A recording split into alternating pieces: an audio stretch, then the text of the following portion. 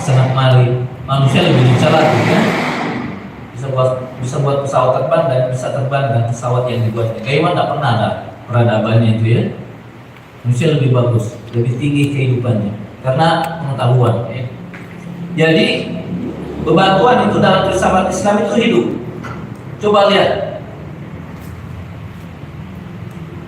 itu kan ada itu unsur yang paling kecil itu kan tersusun dari apa? Proton, elektron, neutron, ya? Berputar nggak terus? Mengelilingi. Jadi proton, elektron mengelilingi apa? Neutronnya kan? Yang berputar itu energi dari mana? Itu hidup. Cuma kehidupannya begitu. Nggak ada elektron. Ya iseng pergi ke pasar kan gitu ya. Tapi sebenarnya ini tubuh kita terbuat dari unsur hidup ini. Dalam filsafat itu dulu kita diajarkan di fisika ya, SMA. Ada benda mati, ada benda salah itu, nggak ada benda mati, semua benda hidup, ya. Salah itu. Dasarkan filsafat Islam, tidak ada benda yang mati, semuanya hidup. Cuma kehidupan bebatuan lebih rendah, nggak bergerak. Tumbuhan nggak bergerak juga di tempat, tapi dia berkembang, kan gitu. Naik ke atas dia berkembang. Hewan jalan dikit. Coba lihat bebatuan, garis demarkasi bebatuan dengan tumbuhan apa? Itu ada tumbuhan yang hidup, ada bebatuan yang agak berkembang tuh, apa namanya? Bebatuan yang agak berkembang, batu karang. Ya, coba lihat di yang tinggal dekat pantai tuh, batu ini kan, batu karang tuh, seperti tumbuhan kan? Nah, itu dekat dengan tumbuhan itu kehidupan. Tumbuhan yang dekat dengan hewan apa? Ada tumbuhan nggak memakan serangga? Ada, itu dekat dengan hewan. Hewan yang dekat dengan manusia apa? Hah? Monyet. Hati-hati kalian tiba-tiba. Kalau nggak pakai akal jadi monyet kita, ya. Makanya kalau nggak pakai akal kita betul-betul kayak monyet. Jadi bentangan itu kehidupan itu ya. Dari yang paling tinggi ya, Tuhan, malaikat, manusia, jin dulu baru manusia. Jin lebih tinggi dari manusia kehidupannya ya. Bisa tembus sana sini. Kalau kita ini kebetul kan, benjol kepala kita ke rumah. Tapi jin masuk dia. Oke. Jin itu materinya sangat halus, makanya bisa tembus dia. Ya. Kalau kita enggak kasar gitu ya. Jadi Tuhan, malaikat, jin, manusia, hewan, tumbuhan, bebatuan. Itu hidup semua. Cuma paling rendah kehidupannya bebatuan, paling tinggi Tuhan. Paham ya? Nah, di sini mazhab ini menyatakan bahwa asal mula kehidupan apa? Menurutnya air ya. Menganggap air sebagai akhir. Itu lihat. Memang nggak bisa dipungkiri kehidupan nabati tumbuhan, kehidupan nabati hewan dan manusia butuhkan air. Di planet-planet sana itu ada kehidupan, cuma kehidupan bebatuan, kehidupan manusia. Nggak ada kehidupan tumbuhan. Tapi menarik ya, coba lihat. Misalnya ada hamparan tanah yang kosong gitu ya. Tiba-tiba ada hujan. Kemudian tergenang, itu akan kau lihat tiba-tiba ada apa? Ikan-ikan di situ, kan? Siapa yang iseng kasih masuk ikan situ? Hah? Enggak. Itu ada semua bibit-bibit kehidupan hewan itu ada. Air yang kita minum itu kalau lama itu nanti muncul jenti-jenti kan? Jadi nyamuk, jadi apa? Ya. Jadi semuanya bisa menjadi bebatuan itu bisa menjadi nabati bisa menjadi hewan menjadi manusia dan seterusnya. Cuma nanti ada perbedaannya teori Darwin dengan ini ya. Itu nanti kita bicarakan. Apa sih perbedaan teori Darwin dengan ada namanya pergerakan substansial nanti dalam masalah itu nanti panjang cerita ya. Itu Thales menganggap air sebagai apa? Arche.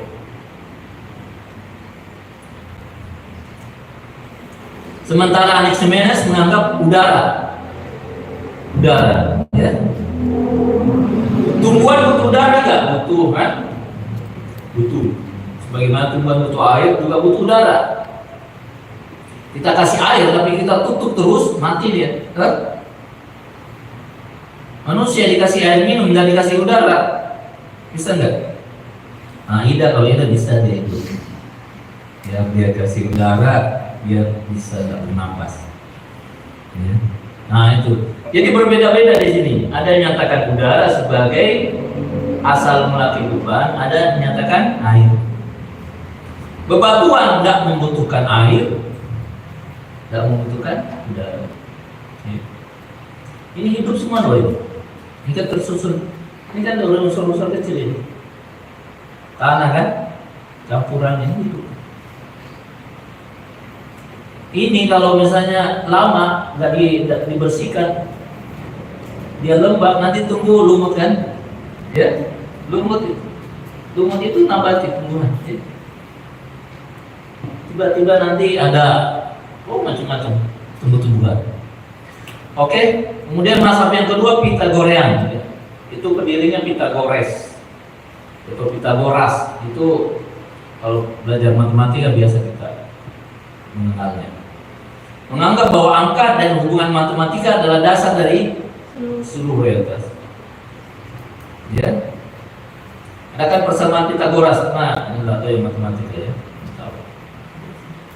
Memang memang kalau menurutnya itu semua kehidupan itu bisa dirumuskan dalam apa? Dalam angka, dalam matematika bisa menurutnya. Dan sekarang itu terbukti. Coba lihat komputer, ini program ini, ya, program ini, itu angka atau isinya, bayangkan, itu angka-angka, ini jadi jalan semuanya, ini listrikan, ini semua program.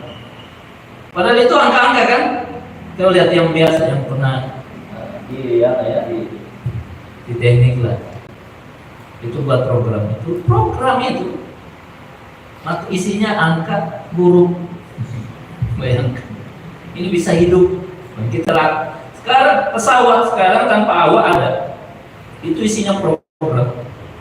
Drone, ya, semuanya. Robot sekarang ahli program. Matematika semua itu isinya. Menganjurkan kehidupan yang selaras dengan prinsip matematik dan kosmik, ya, memiliki aspek mistik dan religius dengan kehidupan pada ini reinkarnasi ini nanti juga akan dibahas di dalam Islam. Apa makna reinkarnasi? Reinkarnasi itu artinya apa? Yang umum dipahami, jiwa kembali kepada tubuh, ya. Jiwa yang sudah meninggal misalnya kembali ke tubuh orang tertentu. Nah, apakah itu benar dalam Islam? Apakah bisa dibenarkan atau tidak? Kemudian mazhab Bela, pendiri utamanya Parmenides, Zeno dari Elia. Ciri utamanya Parmenides mengajarkan pada perubahan, bahwa perubahan adalah ilusi dan realitas sejati adalah statis dan tak berubah. Ya, ini menarik ini. Dia katakan bahwa perubahan apapun itu hanya ilusi, hanya hayalan kita semata. Jadi nggak ada perubahan itu. Ini nggak sulit diterima ini. Nyata kan perubahan itu kan? Kita dari kecil, dari bayi, dari kandungan ibu, lahir, terus sekarang sudah gede, ya. Perubahan nyata, nggak bisa dipungkiri. Masa ilusi, ya. Susah itu. Ada pergerakan nggak bisa dipungkiri. Memang Zeno itu terkenal dengan paradoksnya yang bertujuan untuk membela pandangan Parmenides tentang ketidakmungkinan. Ini gerak, dia katakan gerak di alam itu hanya ilusi kamu, hanya bayangan kamu, hanya hayalan kamu semata. Ini sulit diterima. Oke. Kemudian mazhab Herakleitos mengajarkan bahwa perubahan adalah hakikat dari segala sesuatu. Terkenal dengan ungkapan Pantare, semua mengalir. Nah, ini menarik. Tadi di atas tidak ada pergerakan, toh di sini semuanya bergerak. Nah, ini sesuai dengan pandangan filsafat Mula Sadra, filsuf Muslim terakhir. Semua mengalir. Jadi di alam-alam materi identik dengan perubahan. Tidak ada sedikit pun yang tetap di alam materi ini. Semua berubah. Cuma ada perubahannya yang cepat, ada yang lambat, tapi berubah iya. Batu berubah. Kamu sangka itu bumi itu tetap, itu mengalami pergerakan tuh. Yang pernah belajar di geologi, geografi itu dulu itu semua itu nyatu kan. Tapi bumi ini mengalami pergerakan juga ini. Itu kan pernah ingat nggak kasus gempa di di Poso atau di mana? Hah? Palu ya? Itu bergerak itu kan? Ih, mengerikan itu. Betul-benar bergerak. Di bawah kita memang ada air, ya? Kalau ada air itu mengalami pergerakan bumi. Nah itu pergerakan bumi itu, permukaan bumi itu melahirkan gempa bumi dan seterusnya. Tidak ada yang tidak bergerak, semua bergerak. Ini kita semua bergerak. Cuma ada yang lambat tua, ada yang lambat, ada yang cepat tua. Ya saya termasuk yang cepat, yang lambat tua. Karena saya suka bergaul dengan kalian, ya. Yang muda-muda. Jadi gitu. Ini menarik ya. Semua mengalir.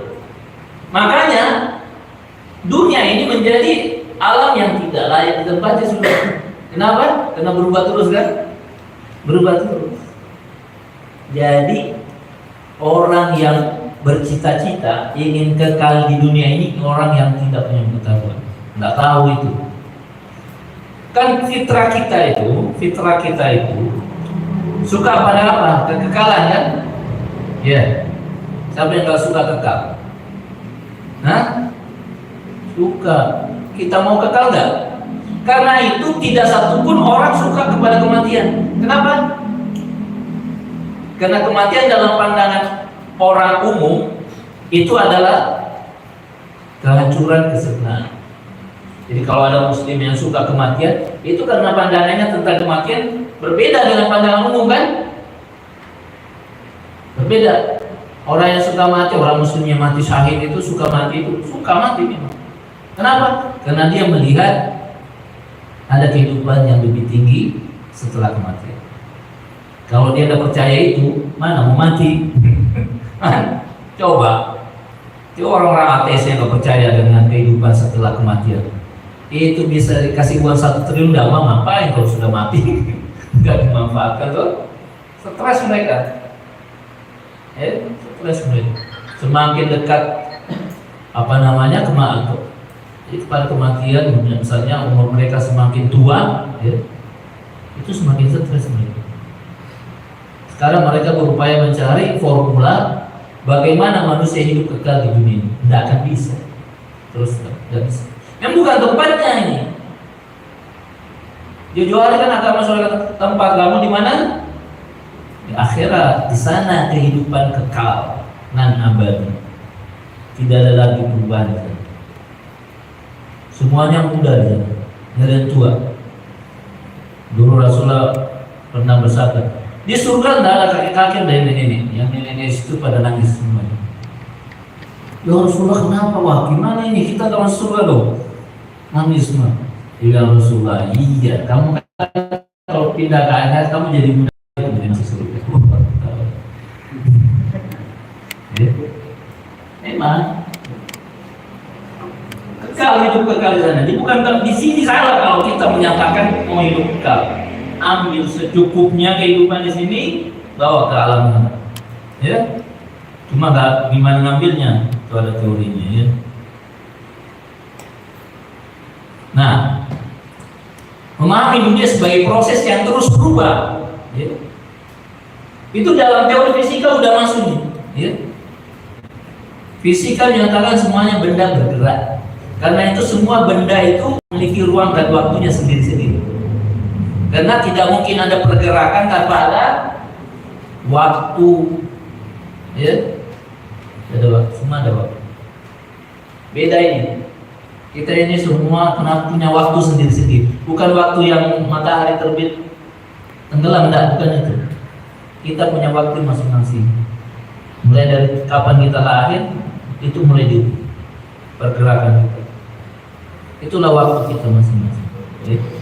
Dan ruang kita ya seukuran panjang lebar kali tinggi kita, seukuran lebar kita, seukuran berat kita, ya. Itu ruang kita, bukan ruang ini, bukan ruang dalam fisika, bukan. Ya. Api dianggap sebagai prinsip dasar. Ini tadi yang di atas itu angin, air. Dia menyatakan api adalah sumber kehidupan. Memang susah juga, tapi kan hewan bisa hidup kan tanpa api kan, ya. Tapi kalau manusia rasa-rasanya sekarang ini kalau nggak ada, kalau makanan kita tidak dimasak kayaknya kurang nikmat, ya. Tapi orang-orang Sunda itu sayurnya nggak dimasak, buat lalap kan. Hanya orang Sunda itu, orang Jawa Barat kalau dilepas di kebun hidup sudah. Karena nggak perlu dimasak. Api dianggap sebagai prinsip dasar yang menggambarkan perubahan. Coba api itu coba lihat, nggak konstan itu kan ininya kan.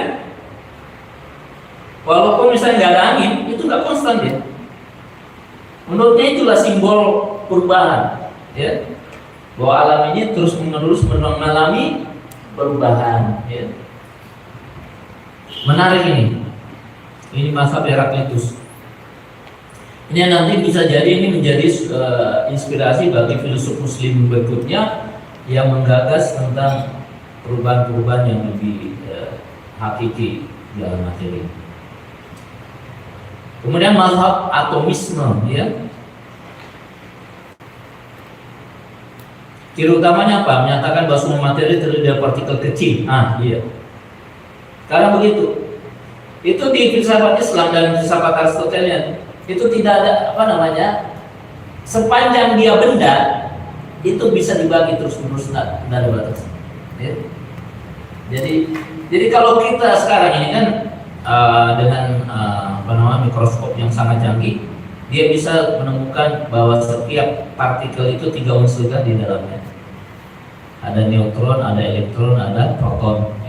Sekarang ini lagi neutron itu ada lagi intinya. Ada lagi, bisa dibelah lagi. Jadi sebenarnya benda terkecil pun yang kita pandang sebagai kecil masih bisa dibelah. Sepanjang dia benda, karena punya ukuran 3 dimensi itu, panjang lebar, itu masih bisa dibagi. Jadi tidak ada benda yang tidak bisa dibagi. Terbagi terus sampai tak terbatas.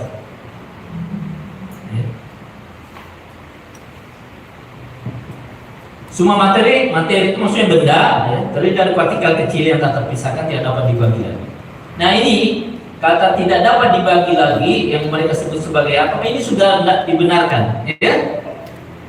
Dulu memang dikatakan atom itu benda terkecil. Sekarang tidak lagi, sudah hilang, ini sudah selesai, sudah tidak terbukti secara ilmiah, ya.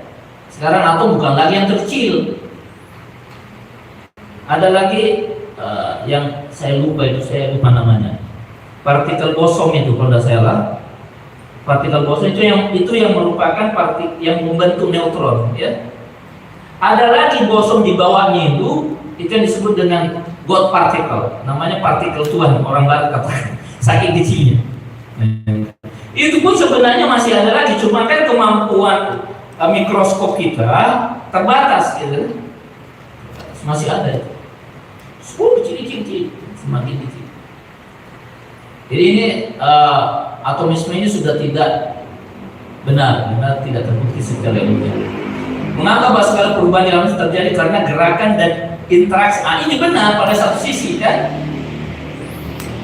Jadi semua pergerakan yang ada itu dari benda yang terkecil elektron kemudian menjadi atom, unsur lagi bergabung. Misalnya ini kan air, ya.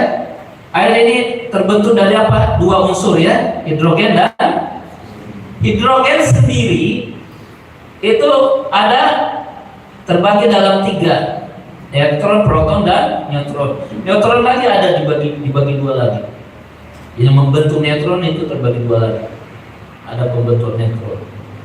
Nah, pembentuknya lagi itu ada lagi di bawahnya. Itu bergerak terus, ya. bergerak terus, unsur hidrogen juga bergerak, oksigen juga unsur. Itu unsur yang ada sekarang ini, unsur itu kan yang paling boleh dikatakan dia, kalau setiap unsur itu kan mengandung elektron, proton, neutron. Jadi misalnya unsur besi, sekarang itu kalau tidak salah ada 100 berapa ya? 16 atau berapa itu unsur? Saya lupa, terlalu itu. Mungkin sudah 116 atau 120-an ya unsur yang ditemukan. Termasuk hidrogen, oksigen, besi, uranium, itu semua unsur.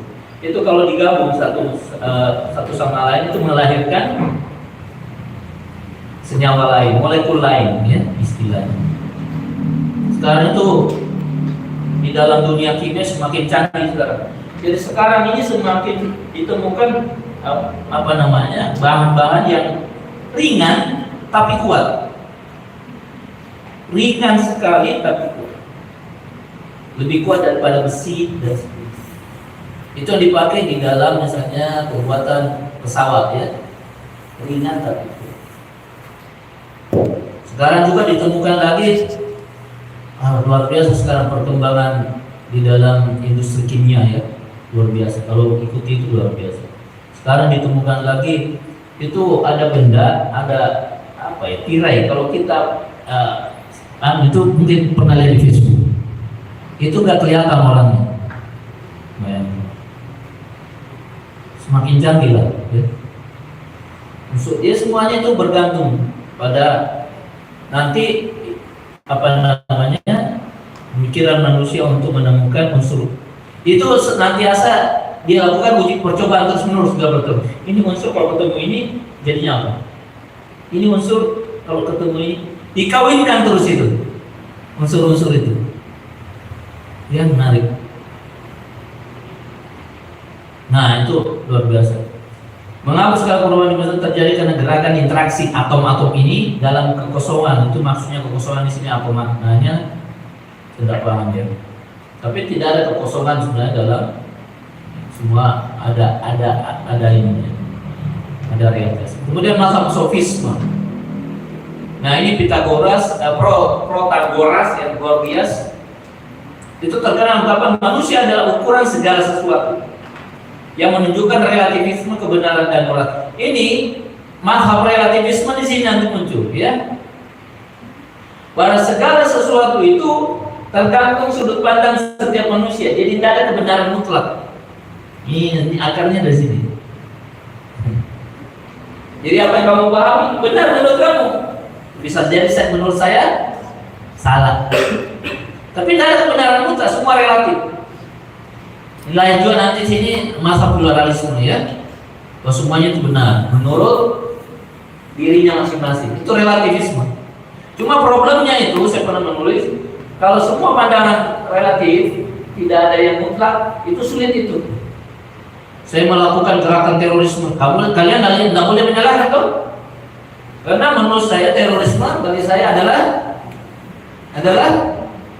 kebenaran, toh? Kalian tidak boleh kritik. Kalau saya bunuh kamu, itu benar menurut saya toh? Walaupun menurut kamu salah, nggak ada urusan. Biasanya sulit menemukan, mencari konsensus, kesepakatan toh? Kalau tidak ada kebenaran mutlak, itu problemnya. Nah, kalau Islam menyatakan ada kebenaran mutlak, juga ada kebenaran relatif. Tetap ada kebenaran mutlak. Buktinya apa? Manusia itu suka berdialog, berdiskusi, mencari titik temu. Untuk apa kita mencari titik temu? Kalau memang tidak ada kebenaran mutlak, kan itu. Kalau pada akhirnya semua tergantung perspektif manusia, ya buat apa kita diskusi kan? Tujuannya apa berdiskusi? Untuk mencari sesuatu yang umum yang kita sepakati bersama bahwa itulah kebenaran, kan gitu. Itu problemnya. Kalau dia katakan manusia itu adalah standar ukuran segala sesuatu, jadi kebenaran dan etika berdasarkan setiap person, itu problem ya. Hanya orang lain telahnya kamu nggak boleh kritik. Kenapa? Dia benar menurut dirinya sendiri. Sofis seringkali mengajarkan keterampilan retorika dan argumentasi, namun mereka sering dikritik karena mengabaikan pencarian kebenaran. Nah ini. Jadi menurut kaum sofis ini tidak ada kebenaran mutlak, semuanya relatif. Akhirnya semuanya benar. Semuanya benar. Melahirkan konsep pluralisme kan?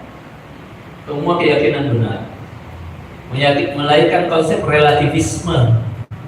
Semuanya pandangan itu relatif dan masing-masing benar menurut dirinya sendiri. Nah itu nanti saya kritik, ada tuh nanti dalam pembahasan itu.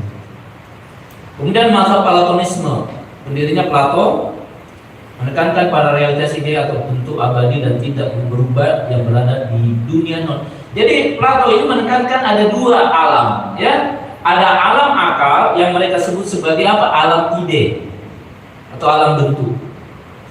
Yang alam yang sekarang kita tempati saat ini, yang kita hidup sekarang ini disebut sebagai alam fenomena, ya, alam fenomena. Menurut Plato, alam fenomena ini itu bayangan dari alam ide, itu akal. Itulah alam yang sejati menurutnya. Ini alam yang tidak sejati. Kita dari sana dulu menurut Plato, sekarang di sini. Kita akan kembali ke sana. Tidak ada persamaannya juga, cuma ada nanti problemnya. Nanti kita cerita itu.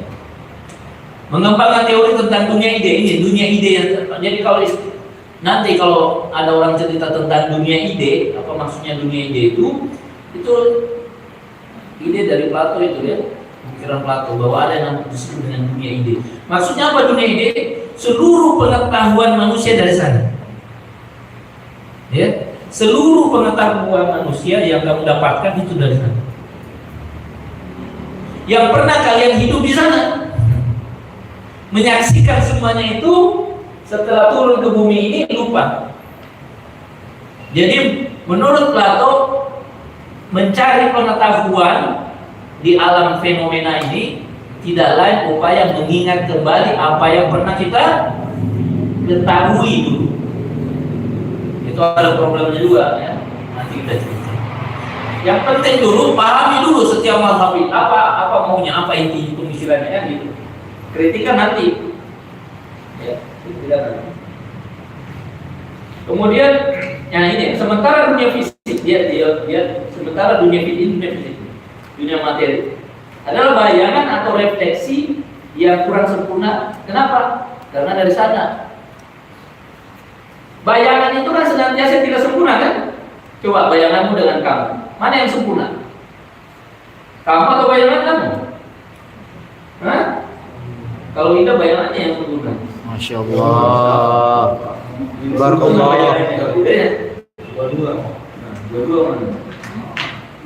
Tentunya bayangan kita tidak sempurna kan? Kenapa? Gimana bisa? Kenapa nanti kita katakan kenapa dasar? Karena tidak mewakili diri kita sepenuhnya kan? Bayangan kita hitam kan? Mana ada bayangan putih? Sementara mungkin bisa jadi orangnya putih. Kalau orangnya itu memang selesai kan, dalam masalah. Dia protes kok bayangan saya hitam kan saya putih. Memang tidak ada bayangan putih. Tidak sempurna bayangan, tidak mewakili diri kita kan. Walaupun pada saat yang sama kita tidak bisa menyatakan itu bukan saya, betul? Saya bilang, sama gitu. Tidak kedengaran bagus. Oh, tidak kedengaran bagus. Tidur kali dia di belakangnya. Ya? Nah, udah kedengaran bagus. Bayangan begitu. Bayangan dari saya. Dia bayangan saya dari saya. Tapi bukan saya, kan? Benar kan? Berani katakan saya? Nggak bisa. Kenapa? Karena dunia itu bayangan. Nggak ada di dunia. Nggak ada matanya. Cuma kemana-mana kita pergi dia ikut kan? Totalitas bayangan itu dari kita, nggak bisa dipungkiri. Tapi dia bukan diri kita yang sejati, kan gitu. Alam ini kata Plato, bayangan dari alam atas. Ini bayangannya tidak sempurna, tidak sejati. Makanya bukan di sini tempatnya, kata Plato. Kau harus kembali ke sana. Salah kalau kita bercita-cita hidup kekal di dunia ini. Salah besar. Nah, kan Islam mengajarkan hidup mulia dan mati mulia, kan gitu. Hidup mulia supaya kita nanti di sana dibangkitkan dalam keadaan mulia. Oke? Yang baru datang ini masuk dulu. Biar dia dapat juga faedah. Tapi kalau udah masuk dia. Nah, berarti kamu share lagi nanti ya. Karena kalau berfokus pada etika, politik dan teori pengetahuan. Jadi Plato itu punya konsep tentang etika, iya. Punya konsep tentang politik, iya. Jadi Plato juga punya artikel namanya Jumhuriyah. Ya. Konsep demokrasi itu dicetuskan oleh Plato. Ya. Punya konsep politiknya sendiri. Dan teori pengetahuannya itu tadi, bahwa ada konsep alam ide. Kita dulu di sana menyaksikan semuanya, turun ke bumi lupa. Berpengetahuan artinya apa? Di sini mencari pengetahuan, kalian datang di sini itu apa? Upaya untuk mengingat kembali. Oh, ini saya dulu kayaknya iya pernah ketemu ini dan iya pernah saya tahu kayaknya. Lupa. Nah ini kan ini ada kritikannya nanti ya. Kok bisa begitu juga gitu kan? Saya masih ingat di alam kandungan ibu. Ya. Dan kita semua di kandungan ibu tuh, ingat gak kita di kandungan ibu? Ngapain sekarang? Merokok apa? Yang merokok, ngecoy teh apa? Lagi ngopi di sana. 9 bulan loh kita di sana ya. 6 bulan, nggak terasa tuh. Sekarang kita masuk ke kandungan yang lebih besar nih, kandungan alam materi. Kita nanti lagi lahir, meninggalkan kandungan ini, berpindah ke kandungan yang lebih besar, disebut dengan alam barzah atau alam kubur dalam bahasa agama. Kita juga tidak tetap di sana, itu kandungan berikutnya. Masuk nanti terakhir ke kandungan alam akhirat. Di situ sudah kekal, nggak lahir lagi, nggak mati lagi ya. Mati artinya perpindahan. Awal kita masuk ke dunia ini kan nangis ya, masih ingat kan ya? Nangis, sementara orang-orang sekitar kita tersenyum menyambut kita kan. Begitu juga malaikat di alam bahasa kita dan masuk ke sana pertama-tama nanti kaget sih, ini masa alam apa ini ya? Nangis juga kita. Siapa yang nangis ini? Balik lagi. Atau perlu studi kelayakan. Ya, salah satu orang ini utus ke sana dulu. Cek bagaimana sih alam kubur itu. Dia baru balik lagi. Cuma nggak ada jaminan. Kalau tidak mungkin bisa kita utus ya. Kita bisa diyakini akan balik. Saya yakin. Iya. Nah itu ya. Ide itu sumber inspirasi ya. Sumber inspirasi saya. Nah itu. Kemudian mazhab Aristotelianisme. Ini biasa Aristotelian ya. Aristotelianisme. Ceritanya berbeda dengan pandangan Plato tentunya dalam. Jadi Aristoteles tidak menerima konsep alam ide ala Plato, tidak menerima ya. Semua pengetahuan manusia dari alam sini melalui proses-proses nanti yang kita sebutkan ya. Misalnya saya mengenal ini betul-betul saya baru kenal ini ya. Bukan saya kenal dulu sana kemudian ingat kembali enggak ya. Dia tidak menerima konsep alam ide. Itu alam ide menurut Plato. Itu konsepnya Plato, gurunya sendiri. Jadi Plato itu guru Aristoteles. Ya. Bisa saja kan begitu. Bisa saja kita menolak pandangan guru kita. Tidak ada masalah. Itulah filsafat. Filsafat itu adalah kebebasan berpikir. Ya. Filsafat itu bebas berpikir berdasarkan metodologinya masing-masing. Kalian bisa menolak, bisa menerima. Tidak ada taklid di dalamnya filsafat. Apa yang kamu pahami, itulah pengetahuan, itulah diri kamu. Tidak ada masalah, bisa bisa mengalami perubahan terus menerus, iya, dalam masalah. Jadi jangan takut berubah dalam pemikiran. Justru itu menegaskan perubahan dalam pemikiran kita. Itu menegaskan terjadinya apa? Pergerakan dalam diri kita. Jadi kalau kita hari ini menerima pemikiran, kita bisa tolak, itu wajar. Jangan katakan apa saya sakit ya. Enggak. Karena bisa saja dulu informasi atau data tidak cukup kan? Kita menyatakan, oh berdasarkan data ini benar. Tambah data lagi, wah ini kayaknya nggak benar, gitu ya. Begitu itu. Jadi salah sekali kalau kita takut mengalami perubahan dalam pemikiran. Yang salah itu adalah apa?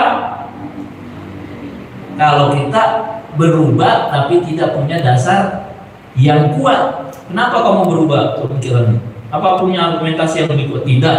Terus pokoknya saya mau berubah. Itu salah itu.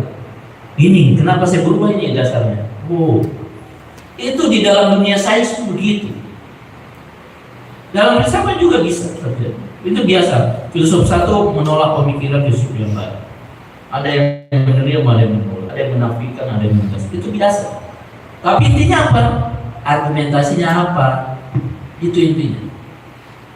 Kamu boleh berpikir A, tapi argumentasimu apa? Coba uraikan, kita lihat benar apa salah, kan gitu. Tidak ada yang suci kan di sini kan? Kita semua ini bukan Tuhan. Kita semua bukan Tuhan. Setiap orang punya hak mengeluarkan pemikirannya, tapi dasarnya apa? Argumentasinya apa? Itu berpikir filosofis. Ya. Dan kita betul-betul bisa bertanggung jawabkan. Saya bertanggung jawab atas pemikiran saya sendiri. Ini dasarnya. Itu baru gentle, ya. Harta kalian nggak beragama, tidak ada masalah. Kalau pada akhirnya, iya saya nggak bisa menemukan di mana argumentasi kuat bahwa Tuhan itu ada. Gitu. Saya lebih mengakui dan menghormati orang yang menolak Tuhan berdasarkan argumentasinya daripada orang yang menerima Tuhan ikut-ikutan. Dan dibenarkan. Menerima Tuhan apa dasarnya? Menolak Tuhan juga harus ada dasarnya. Jangan ikut-ikutan. Oh, tren lagi ateis, tren ikut.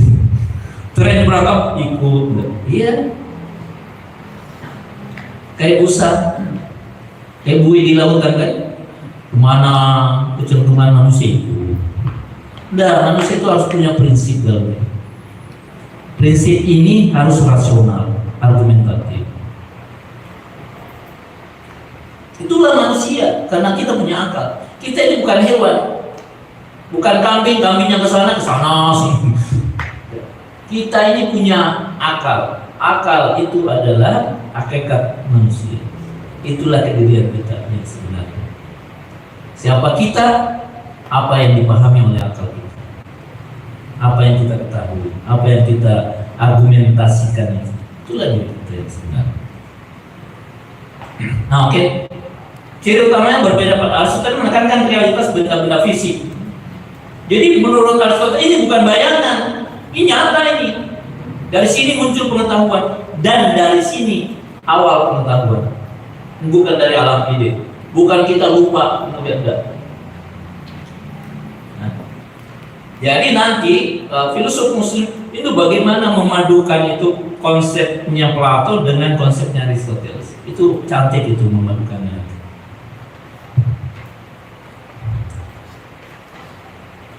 Jadi betul-betul nyata kehidupan yang ada kita alami itu betul-betul nyata, bukan bayangan, bukan ilusi, ya.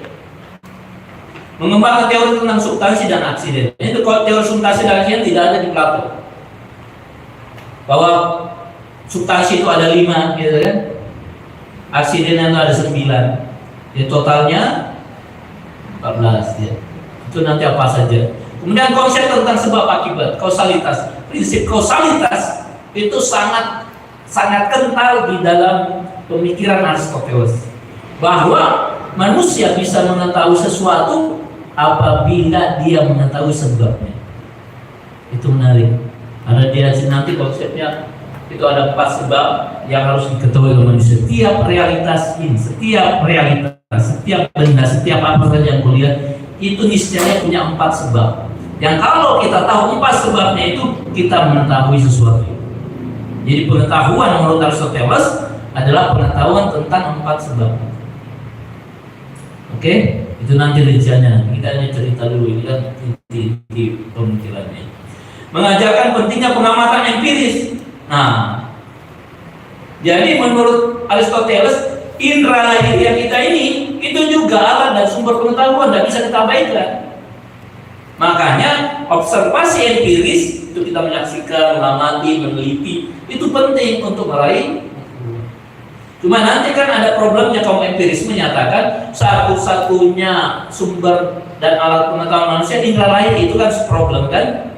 Itu aja nanti. Ada empirisme itu menafikan akal sebagai sumber, ada rasionalisme juga tidak terlalu memandang penting indera. Tapi filsafat Islam nanti memadukan semuanya bahwa indera lahir kita penting, ya, tapi tidak cukup. Akal juga penting, tapi tidak cukup. Semua itu nanti saling berhubungan satu sama lain, komplit lah. Karena kalau hanya sekedar indera lahir, begitu banyak pengetahuan yang kita akan nafikan. Ya. Kalau hanya semata akal, juga akan begitu banyak pengetahuan yang kita akan nafikan. Semuanya perlu, penting. Kemudian stoisme, Zeno dari Studium, ya, menekankan hidup selaras dengan alam dan rasio. Ini mazhab ini lagi agak tren sekarang, ya, stoik, ya, menarik gitu. Itu pemikirannya stoik sekali gitu kan, ada tren lagi. Sekarang lagi tren. Itu dari alam pemikiran Yunani kuno itu, ini dari Zeno. Bahwa manusia itu kan ada 2, ada yang dia bisa kendalikan, ya, ada yang dia tidak bisa kendalikan. Yang dia bisa kendalikan itu dirinya, apa yang ada dalam diri. Yang dia tidak bisa kendalikan di luar dirinya, itu termasuk. Makanya terkadang ketika kaum stoik mengatakan, ngapain mikirin, kita nggak bisa kendalikan itu. Kita harus memikirkan apa yang kita bisa kendalikan, ini diri kita. Itu ada benarnya. Cuma di mana titik lemahnya nanti kita cerita. Mengajarkan kebahagiaan tercapai melalui pengendalian emosi dan penerimaan terhadap takdir. Nah, itu juga. Ya. Kelemahannya di sini sebenarnya takdir itu. Bahwa apa yang kita alami saat ini, misalnya, karena faktor eksternal kita nggak bisa ubah tuh faktor eksternal. Nah, itu problemnya. Artinya tidak ada upaya untuk melakukan perubahan sosial, itu problemnya. Kita manusia ini bisa menjadi agen perubahan, iya, tidak bisa dipungkiri. Kita bisa merubah apa-apa yang terjadi di sekitar kita, bisa. Memang tidak pasti iya, tapi bisa kan? Bisa ya.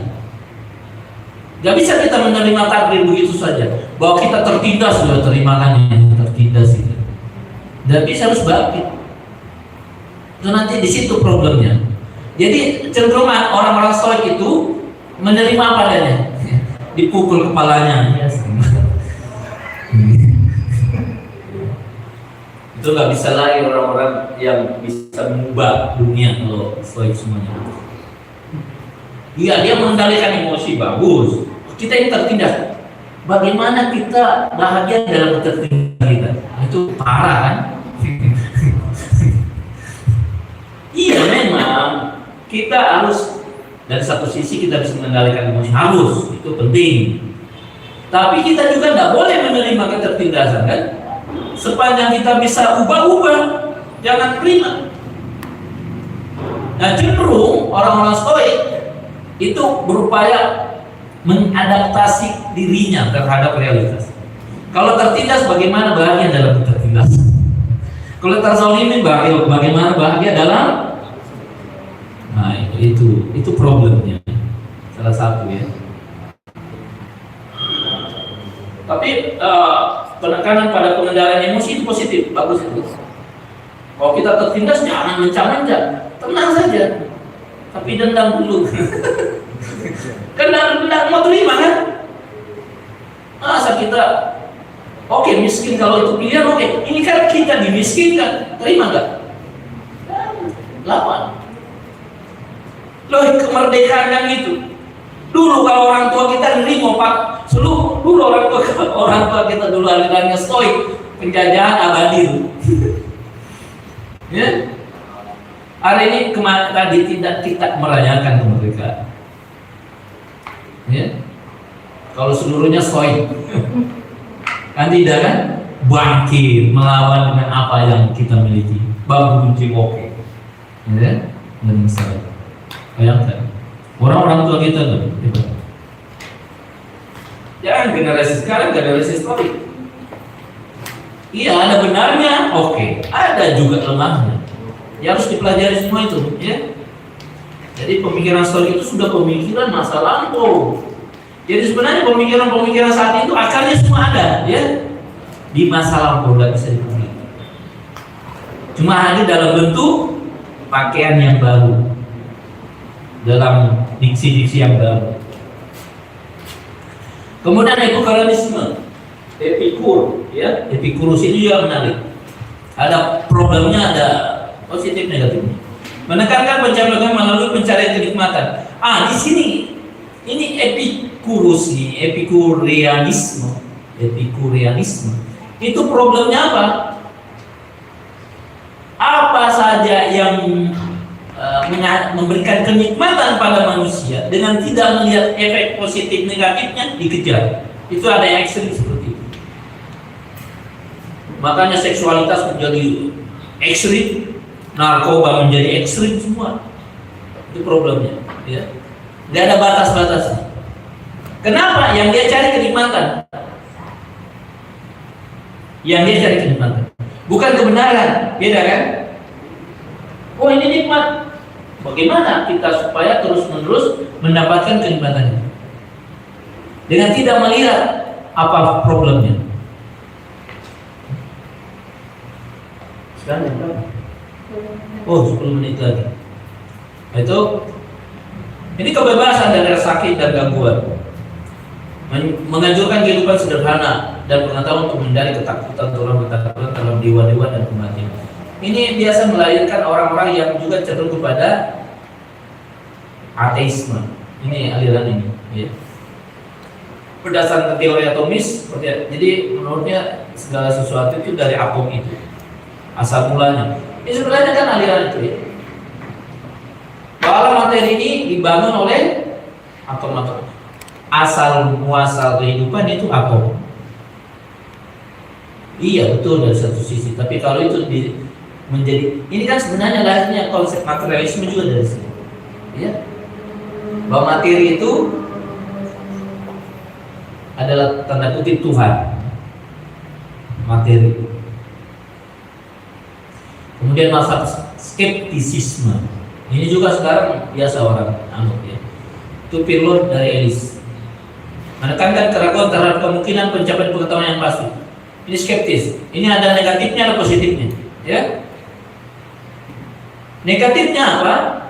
Karena dia memandang bahwa tidak ada pengetahuan yang pasti. Itu negatif. Positifnya apa? Meragukan. Ini benar apa salah, itu bagus, ya. Bagus itu. Tapi kenyataan tidak ada pengetahuan yang pasti. Itu problem. Ini meragukan kemungkinan pencapaian, tidak ada pengetahuan pasti dulu. Yang pasti itu menurut kamu sesungguhnya tidak pasti. Tidak ada yang pasti. Jadi dari satu sisi ada pada positifnya, ada sisi lain juga ada negatif. Mengajarkan penangguhan nilai sebagai jalan menuju ketenangan batin dan kebebasan dari kekhawatiran. Mempertanyakan kemampuan indera dan akal dalam memberikan pengetahuan. Jadi semua diragukan. Skeptisisme ini intinya adalah keraguan, pokoknya ragu dulu. Dan ragu terus. Kenapa? Karena tidak ada kepastian menurutnya. Apa pemikiran yang kamu mau lontarkan sendiri, dia skeptis, tidak pasti. Indra lahirnya nggak bisa, akal juga nggak bisa. Jadi menurutnya apa? Dia menolak itu ragu bahwa manusia bisa sampai pada derajat kepastian tentang pengetahuan. Gak ada yang pasti. Pengetahuan manusia yang kita katakan pasti, matematika misalnya, menurut dia juga tidak pasti. Tidak ada yang pasti. Sementara sudah begitu banyak hasil dari pengetahuan yang kita rasakan. Teknologi pasti tidak? Pasti. Kalau nggak pasti dia coba orang-orang skeptis suruh naik pesawat. Kan itu hasil dari pengetahuan kan? Ya enggak? Pesawat itu, teknologi itu hasil dari pengetahuan. Apa pengetahuannya nggak pasti ini gimana? Iya, pesawat mungkin jatuh iya kan? Bukan enggak bisa dikatakan tidak pasti. Cuma kalau jatuh kan banyak faktor, ya. Tapi ini jelas-jelas ini semua ini buatan manusia pasti, siapa pun dia pasti.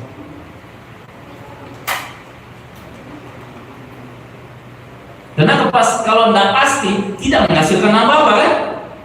Kalau pengetahuan manusia semuanya tidak pasti, bisa nggak menghasilkan apa-apa? Nggak bisa kan? Tidak bisa. Buktinya ada ini semuanya. Nah itu masalahnya. Ya kita meragukan setiap pengetahuan teori oke, tapi jangan menyatakan bahwa tidak ada pengetahuan yang pasti. Ada yang pasti. Dan menarik kalau kita kritik orang yang skeptis, dia sebenarnya memastikan keraguannya. Tahu? Benar nggak?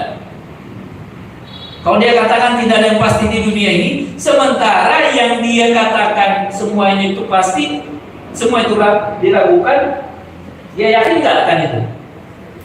Hah? Yakinkah dia bahwa semua harus dilakukan? Yakin tuh? Jadi ada yang pasti. Pastinya apa kalau skeptis? Pastinya bahwa dia ragu. Benar nggak?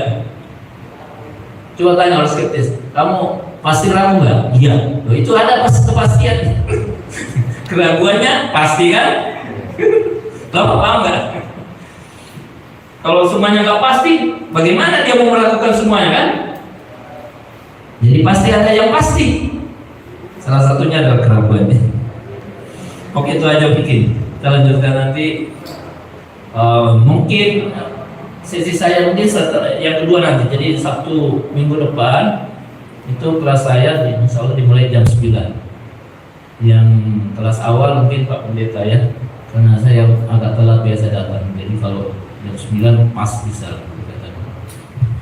Itu aja mungkin yang bisa saya sampaikan malam ini. Nanti kita lanjutkan. Ini kan 30 pertemuan, 32 pertemuan. Nah, 3 bulanan kurang lebih ya. Ini 4 bulan. Nah, 1 semester masih panjang. Oke. Semoga bisa berjalan secara baik. Ya. Terima kasih. Assalamualaikum warahmatullahi wabarakatuh. Ada pertanyaan? Kalau ada langsung aja. Silakan. Assalamualaikum warahmatullahi wabarakatuh. Izin Ustaz, tapi saya dari UNM. Di sini saya ingin Lulusan apa? dari FIK. Hah? Olahraga. Olahraga. Ya. Oke. Di sini sempat Ustaz tadi menyinggung masalah mengenai stoikisme. Iya. Stoikisme. Nah, sependek pemahaman saya bahwasanya stoikisme itu berfokus kepada hal-hal yang internal dan juga melepaskan hal-hal yang di luar atau eksternal. Artinya apa? Ketika kita ambil contoh bahwasanya misalkan kita punya cita-cita untuk menjadi seorang guru, nah, hal-hal yang harus kita perbuat adalah bagaimana caranya kita untuk belajar, bagaimana caranya kita untuk berusaha agar menjadi seorang guru Yang bisa kita kendalikan. yang bisa kita kendalikan. Nah, di luar daripada itu kita serahkan semuanya kepada Tuhan. Itu yang mungkin diajarkan pada stoikisme. Jadi itu mungkin prediksi Ustaz daripada kan tadi Jadi stoik itu tidak ada. Jadi tidak semua stoik itu pakai Tuhan. Ya, tidak identik itu stoik itu ateis, enggak. Ada yang ateis. Jadi dia percaya kepada takdir itu. Dia tidak dikatakan Tuhan. Dia menyerahkan kepada takdir. Itu maksudnya apa? Faktor-faktor eksternal yang tidak berada dalam kendalinya. Misalnya besok terjadi hujan atau tidak, yang memang berpikirin, berurusin kan apa yang dia bisa lakukan, ya apa yang sebatas yang dia bisa kendalikan.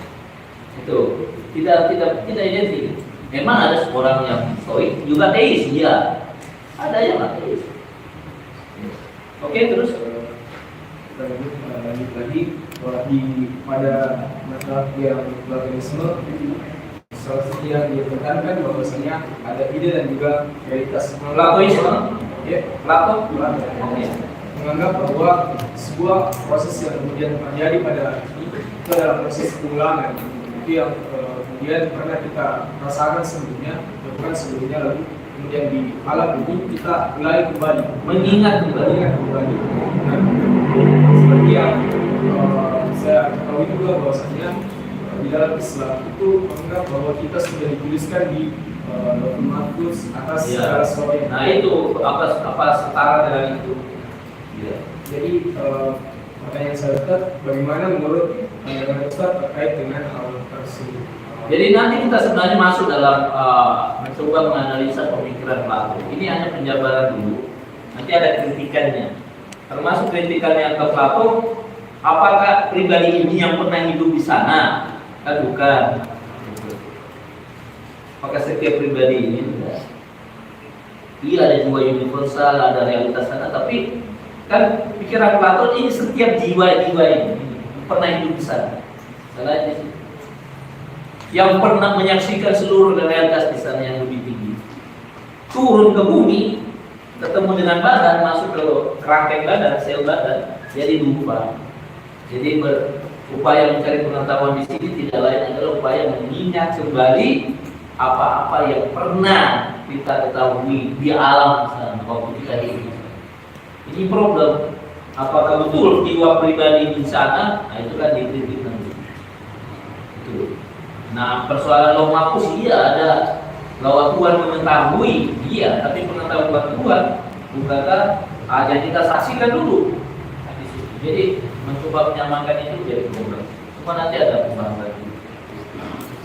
Iya. Tapi itu nanti semua itu nanti apa yang kurang dipahami catat saja. Nanti ketika masuk dalam analisa terhadap mazhab ini itu bisa ditanyakan. Bagus.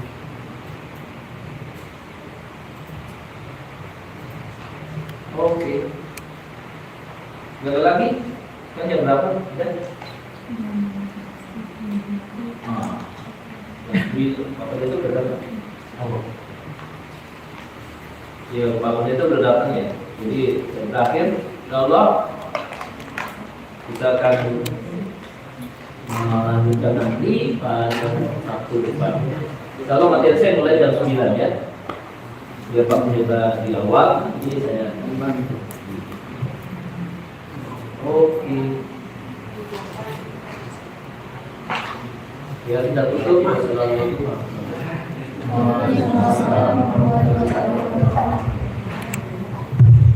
Baik teman-teman, sebelum masuk ke materi kedua diberikan istirahat 15 menit dulu.